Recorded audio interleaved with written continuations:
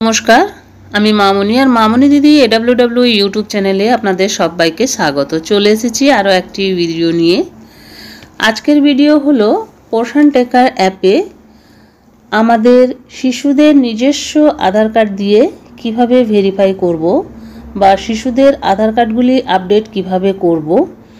দেখুন, এখানে আমি একটি শিশুর আধার কার্ড তৈরি হয়ে গেছে। শিশুটি কিন্তু তার মায়ের আধার কার্ড দিয়ে ভেরিফাই হয়ে আছে। আমি শিশুটির নিজস্ব আধার কার্ড দিয়ে তাকে কিভাবে ভেরিফাই করব চলুন দেখে নিই এই ভিডিওর মাধ্যমে।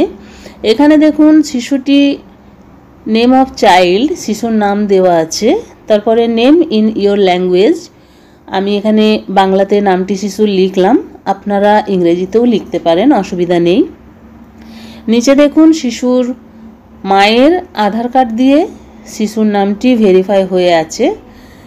শিশুটি নিজস্ব আধার কার্ড হয়ে গেছে। এখন আমি চাই যে পোষণ অ্যাপে তার নিজস্ব আধার কার্ড দিয়ে শিশুর নামটি ভেরিফাই হোক।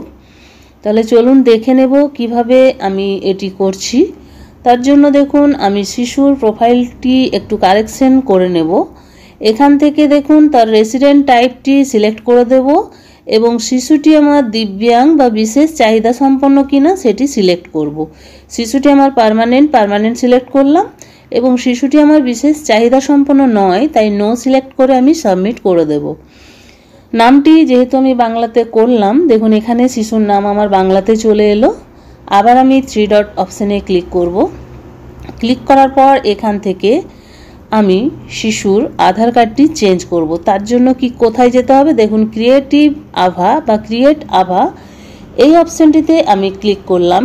ক্লিক করার পর এখান থেকে দেখুন চাইল্ডস আপডেট আধার একটি অপশান দেওয়া হয়েছে। এই আপডেট আধার অপশানটিতে আমি ক্লিক করব। ভেরিফাই চিলড্রেন্স আধার, এখান থেকে শিশুটির আমি আধার নাম্বারটি দেব এবং দেওয়ার পর আমরা যেমন গর্ভবতী মা এবং প্রসূতি মায়ের নামটি আমাদের পোষণ অ্যাপে তুলি, সেই রকমই শিশুর নামটিও কিন্তু আমাদেরকে আধার অনুসারে দিতে হবে। দেখুন লেখা আছে children's full name as per Aadhaar number বা আধার কার্ড অনুযায়ী শিশুটির নাম এখানে আমাকে লিখে দিতে হবে এবং আধার অনুসারেই শিশুর জন্ম তারিখটি আমাদেরকে এখানে দিয়ে দিতে হবে, ডেট অফ বার্থ। আধার কার্ডে যদি শিশুর ডেট অফ বার্থটি সঠিক থাকে তাহলে আমরা কিন্তু সেই ডেট অফ বার্থটি দিয়েই শিশুর আধার কার্ডটা আমরা আমাদের পোষণ অ্যাপে ভেরিফাই করে নেব। শিশুর ডেট অফ বার্থটি দিয়ে দিলাম। শিশুটি আমার ছেলে, তার জেন্ডার সিলেক্ট করে নিয়ে এরপরে আমি দেখুন নিচে ভেরিফাই আধার অপশানে ক্লিক করে দেব। ভেরিফাই আধার অপশানে ক্লিক করা হলে এখান থেকে ব্যাকে যাব এবং শিশুর প্রোফাইল থেকে দেখে নেব যে শিশুর আধার কার্ডটি ভেরিফাই হলো কি না।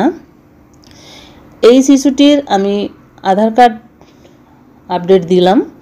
এখানে দেখুন আপডেট প্রোফাইলে গিয়ে আমি দেখতে পাচ্ছি, দেখুন শিশুর নামটি কিন্তু আমার ভেরিফাই হয়ে গেছে এবং হাইড হয়ে গেছে। আধার নাম্বারটি কিন্তু দেখুন শিশুর চলে এসেছে এবং শিশুর ডেট অফ বার্থ চলে এসেছে। এই তিনটি কিন্তু আর আমি কারেকশন করতে পারবো না, এগুলি আমার হাইড হয়ে গেছে। এরপরে আমি এই শিশুটির আভা আইডি তৈরি করব। তার জন্য আমি আমার শিশুটির নামের পাশে 3 ডটে ক্লিক করলাম। ক্লিক করার পর ক্রিয়েট আভা অপশানটিতে ক্লিক করলাম। এখান থেকে দেখুন আধার ডেমোগ্রাফি অথরাইজ বা আধার ওটিপি, অফিস থেকে কিন্তু সবসময় বলা হয় আধার ওটিপি দেখে করতে, আমরা সেটাতে না করে তার পরেরটাতে করলাম। সেখানে ক্লিক করার পর দেখুন এখানে শিশুর আধার ডিটেলস, নাম এবং জন্ম তারিখ, লিঙ্গ সবই দেওয়া আছে। নিচে একটি বক্স আছে, সেই বক্সটিতে আমি টিক করে দেব। টিক করার পর ভেরিফাই অপশানে ক্লিক করে দেব। দেখুন ক্লিক করার পর আভা আইডি সাকসেসফুলি সাবমিট হয়ে গেল। ডান করে দিলাম। ডান করে নেওয়ার পর এখান থেকে দেখে নেব যে শিশুটির আভা আইডি ক্রিয়েট হয়েছে কিনা।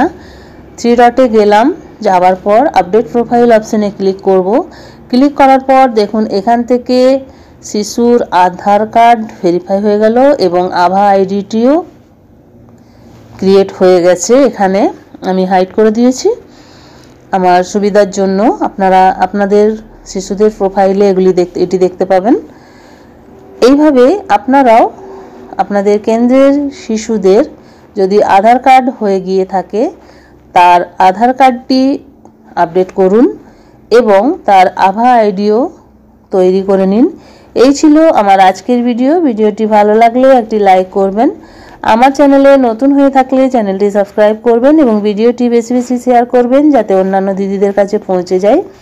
আজ এই পর্যন্ত, আবার চলে আসবো আরও একটি নতুন ভিডিও নিয়ে। ততক্ষণ সবাই ভালো থাকুন, সুস্থ থাকুন। ওকে, বাই বাই।